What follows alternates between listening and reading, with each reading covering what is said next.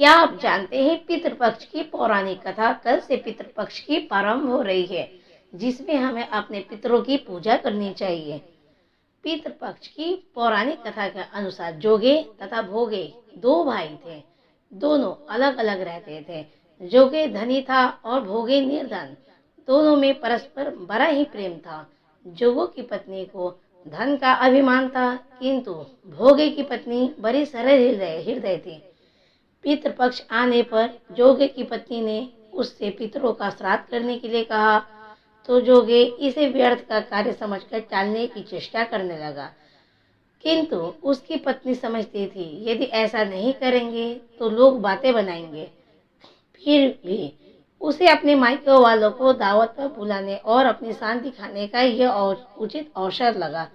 अतः वह बोली, आप शायद मेरी परेशानी की वजह से ऐसा कह रहे हैं, किंतु इसमें मुझे कोई परेशानी नहीं होगी।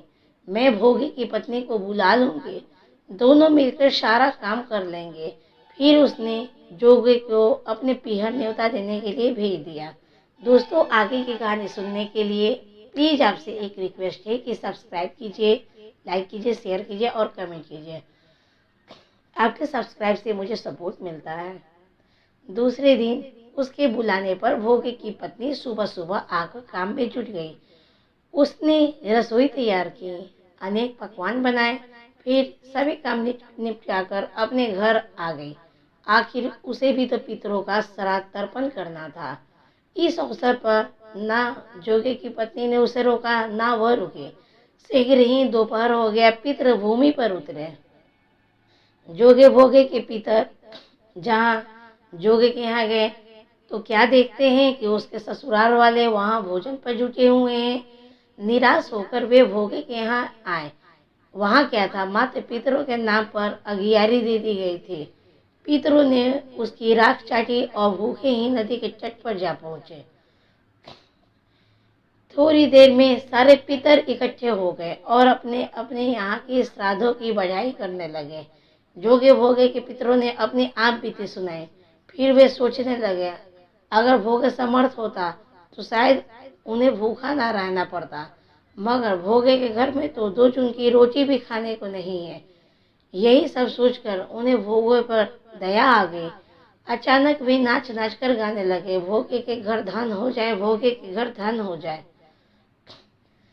सांझ होने को हुई। भोगे के बच्चों को कुछ भी खाने को नहीं मिला था। उन्होंने माँ से कहा, भूख लगी है। तब उन्हें टालने की गरज से भोगे की पत्नी से कहा, जाओ आंगन में औधी रखी है, उसे जाकर खोल लो और जो मिले बांट कर खा लेना। बच्चे वहां पहुंचे तो क्या देखते, हौदी मोहरों से भरी है। वे दौड़े दौड़े माँ के पास पहुंचे और उसे सारी बात बताई। घर में आकर भोगे की पत्नी ने यह सब कुछ देखा तो वो हैरान रह गई। इस प्रकार भोगे भी धनी हो गया, मगर धन पाकर वो घमंडी नहीं हुआ। दूसरे साल पितृपक्ष आया। श्राद्ध के दिन भोगे की पत्नी ने 56 प्रकार के व्यंजन बनाए।